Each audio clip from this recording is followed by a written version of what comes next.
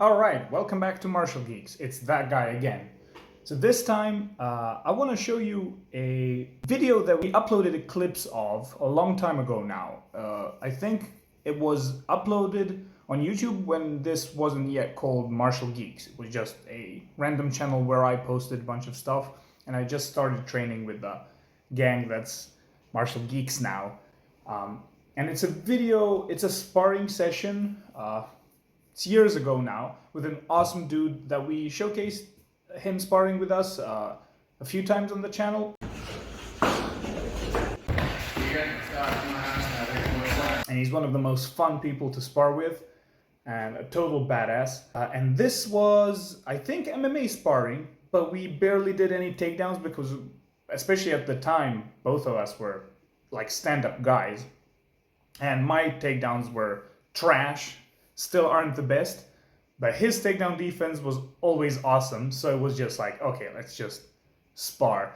And this was during the time where I started rediscovering a bit more about like white crane stuff, but I ended up throwing so many kicks here again because I love throwing kicks, simply because of the Jeet Kune Do influence in my early days. Like doing head kicks was one of the first things that I learned to do in sparring, not just like stretching, but to be able to land it. But I never trained them to the fullest as you would have from like an MMA gym, or I never based my game plans in like when I would fight around head kicks, which results in me throwing a lot of them in sparring, but barely use anything even close to that in actual fights. But this is super fun because there's a lot of apparent kung fu, and I'd love to break it down and to see what kind of stuff I used to do and how much kung fu we can spot or whatever. So yeah, let's play this clip. It's about 5 minutes. The quality kind of sucks, but I think there's cool stuff there. So let me just adjust the volume and let's go. All right, so I just threw a kick. I'm the bearded guy. And you can see I'm already attacking the leg, and that's a very kung fu thing that's cool for sparring, cool for like distance management or whatever, but it's not gonna have much power behind it. So as you can see, I'm just filling that gap in between. A lot of oblique kicks. Now, yeah, that's one of. Oh, okay, let's stop here. I haven't watched this footage in a while, so there's going to be a lot of pausing, a lot of discussing it. This is something that I still do, but I used to do it much more. And it's, besides that, like, I guess, like midsection kick, I often go down with an inside leg kick, but I drop my weight as if I'm going to shoot. Because a lot of time, if I throw too many leg kicks, in the similar manner, I'm just gonna get punched. I'm just gonna get stopped in between. Even if I kick there, I can get countered. So I would mix it up a bit with dropping down. And as you can see, he was gonna check it, but I was dropping down and place it really underneath. But as well, you can see that I'm framing. That's like a bit of a setup, and he threw a shot back, but I moved away. But I don't know, I feel like dropping down to do an inside leg kick like that, just to switch it up, is a cool thing. So that's something that I do. And that's me just spinning, because he knows I throw a lot of spinning kicks, so if I just spin without a kick, I can use that to set up more stuff. And there's more kung fu. So what I do here, and this is something that I still do, is I throw side kicks that are those are side kicks that are masked as if they're going to be roundhouse kicks. So what I do, as you can see, I'm stepping with my right leg, lifting my left leg, and I'm masking as if I'm going to go around. But as I do that, I keep my leg closer to me and then extend it. And that's a well-hidden side kick. But because that kick was coming from this angle and then extended forward, it coming back from this side is harder to see. Now, granted, there's not a lot of power in this, not just in the terms of this being light sparring, obviously there's no power there, but even if you throw this kick from this kick already, just tapping the ground and then coming up, it's not going to have much power. But you can use that to set shit up. That's the thing. Like, not every fancy kick you throw needs to be a fight ender. Like, you're just setting up more stuff. So of course, that is rarely a fight ending technique. But you know, fighting is more than just collection of techniques or whatever. It's a language on its own. So we're setting shit up. So let's see what happens here. Faking more random bullshit. That's a roundhouse kick, and there I'm still not the best with defense, but I sucked at it back then. So as you can see, I'm trying to move away. I do a lot of parrying and stuff like that, but especially at that time I really wasn't best with just defending. So we kept adjusting our shin pads a lot. So that's also a thing. So let's see. Let's keep going. Yeah. So that's what I love to do. I still do that. I just touch the hands and then kick the legs. Boop, boop. That's always fun to do. And again, another example of that like hidden kick. Now this would have more power if I were to land it, because you can see I touch his leg down and I make him check. You can see.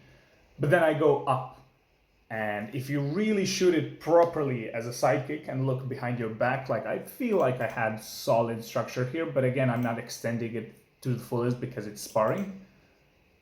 That can deliver quite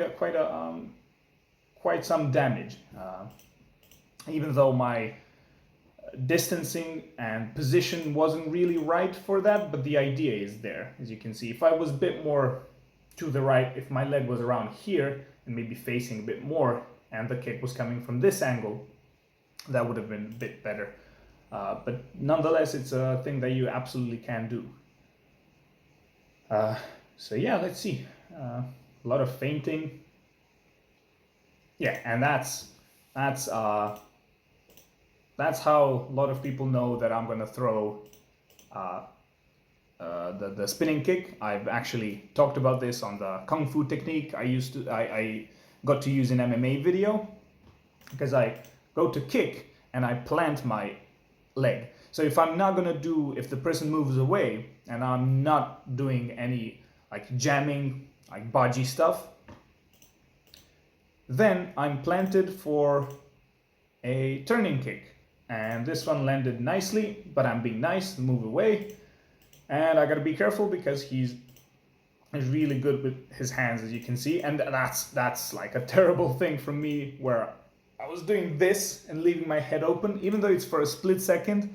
Like, that's not smart to do in fighting. Watch that. Boop. No. And as I touched his hands, I was like, oh shit. Put them back up. So yeah, more oblique kicks and a bunch of stuff. Oh, he threw a good kick. He landed that one. But let's see. Let's keep going. So more inside. Yeah, just like jamming and trying to find openings. Bit more hand striking. I barely throw any punches anyways, ever, really, at least when it's sparring like these. So yeah, let's see what we try to do. Some more oblique kicks. I don't like going back and extending my hands. I used to do that a lot before, like extending your arms and getting to feel what's going on. It isn't an immediate like, oh, get your hands up, you're gonna get KO'd. It's not always that. But if you're moving back, it certainly is way too dangerous.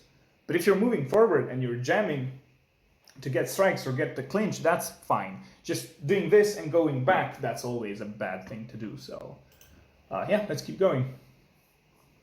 Okay, so that was great. I definitely evaded his left hook, as you can see, just by dropping down a little bit. And oh, why is it buffering? Don't do that. Through my left straight to the face, as you can see, and immediately followed it with the same side kick to the jaw. Of course, we're being careful and nice, so no damage. But that's also a cool thing where throw this side punch and this side leg. But if you set it up, you can do this side punch and then this side leg. Like we've seen KOs done that way in the UFC as well. But the way that the kick is placed, it's almost as a straight kick, because I'm already in a position where my distance is right.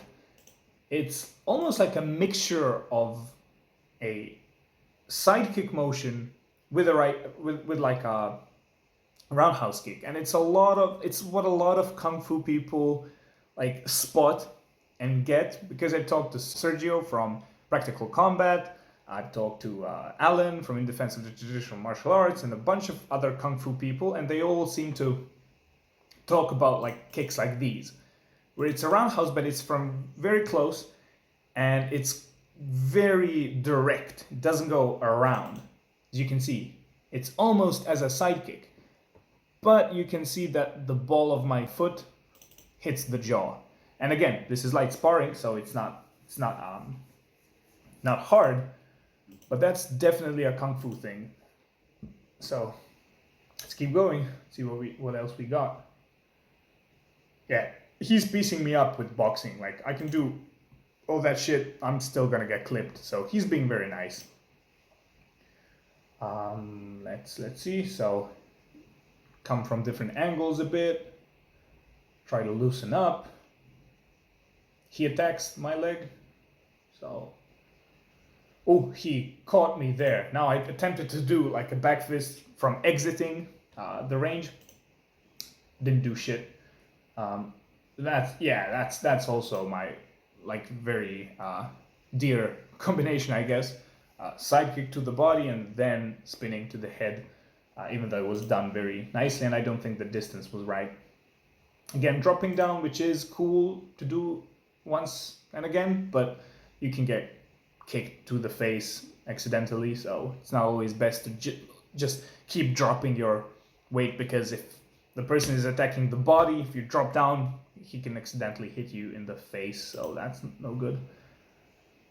And then, but that's cool, because I try to make him bob and weave to the side, because from that jab, he's expecting for my right to come, so he's dropping down, but I'm already on the way with my left kick.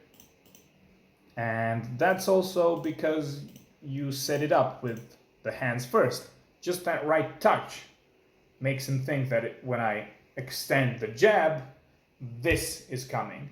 So what I do is extend the jab, so I touch, extend the jab, and then instead of this, I go with the same side kick. And in the best case scenario like this, the person will drop to that side, not expecting the kick coming from there, as you can see. So, yeah. More jabbing. Yeah, I threw a kick and I got like tangled and lost my balance. I would have died if we were fighting that moment. So, yeah. And he also ate up my space as well. Right, let's see what else we got.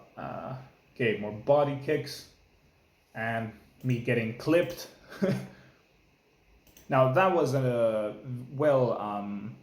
I'd say timed kick, but not positioned well, because he was on this side and the kick was coming from here, so it would relieve a lot of force from the kick, but it was placed to the good spot. And yeah, I shouldn't do that way. And I changed that a lot, but back then I was really experimenting with what I can do from just like quick hand control to throw some strikes or whatever. But more often than not, I would try to do that, and then I would have to move back, and I wouldn't cover up, and that's a big no-no. So yeah, I missed that kick. And again, this one was timed good, but not placed well. Unlike, I think, the previous one. Again, me with the dropping stance. I tried to do that little, like, spin kick to the calf thing. Like a fancy thing, as you can see right there, my right leg. Boop. I'm gonna hit, but that's so useless and stupid right now. And I'm getting pieced up, like boom, right at the jaw. But it was nice to just stop because he knew that I'm just messing around with that kick. So let's see, more front kicks. Front kicks are good to eat up the space, to throw something in between. Those are just lame kicks. I didn't do shit with those. Now that's pretty cool. It wasn't a hard kick, but you always feel like when you're doing controlled light sparring, anything that lands flushly and that you hear, you feel like you did it too hard. But first, turns out I didn't, and he's way tougher than I gave him credit maybe in that, like in those early sparring sessions, because I would feel that way because you're trying to be nice and not hurt your sparring partners. But even if I accidentally threw a harder kick, he would be fine. He's super tough. But again, it wasn't hard. The only thing, I don't think I was spinning fast enough. But again, it's one of those where he's coming down this side to throw, and the kick is coming right there and connecting as he's moving in. And it's not like a spinning straight, like a side kick. It's like a spinning hook kick. But I don't hit with this side, like if this was a heel, I hit with this. So it's like is that like a mule kick or donkey kick or whatever it's called? I'm not sure about the names. But yeah, and we keep going. Let's see. Unlike now, I barely had any hair on my face. Now that was a terrible jab by me, because as I jabbed, like extended far, I lift my back leg, and that's just terrible. So let's ignore that part. Now I tried to do like a kung fu sweep and got pieced up. So yeah, don't do that. Again, I'm trying to jab, I'm dropping my head, which can be okay, but as I'm showing, when he drops, I catch him, so I should be careful by dropping with maybe other people. So whatever, that's not the best thing to do. Again, more of that weird dropping that I used to do a lot more. I still do it, but it just did a lot more. As you can see, as soon as he starts pressuring, I would kind of start crumbling. Like I played like the zoning thing a lot back in those days. And again, we grappled. I had to grapple a bit just to move away. But as you can see, he's just now piecing me up, and I have no answer for it. So he's much, much, much better of a boxer and striker with hands than I am. Now I tried to go for like a momentum sweep leg kick, but I don't think I placed any of that well, so nothing really happened except me getting more pieced. Now that's an okay combo, I think. But let's see. Yeah, that's question mark kick. That always works. Just at the last moment, you turn a straight kick into a roundhouse. But again, don't like do the clear question mark. It's always coming a bit more in the trajectory of the diagonal thing, and then you switch it because it's even more hard to see and it's much faster. So that lands quickly. And again, those again, that would have knocked me out. Like there's no chance. Like if this was harder, I had no answer for those punches, and that was screwing around and doing the crane thing. And I think that was the time. Yeah, that was the time. No, it wasn't. Oh, yeah, in like a few seconds. it's gonna be the time I remember, and that was the time. So yeah, that was a little sparring session 3-ish years ago, I think. I have no clue. A lot of kicks, a lot of setting up stuff, a lot of kung fu, I guess. So yeah, I think I'll leave it at that. I think I rambled, what about like 20 something minutes about a 5-minute sparring session. So I leave it to you guys to discuss in the comments, and then talk about what you want to talk about, and what kind of feints do you guys do? If you like feinting a lot, and if you like doing unexpected shit like that in sparring, let me know. Give me your favorite feint in the comments down below. Anyway, that's about it. Take care, guys, and thanks for watching.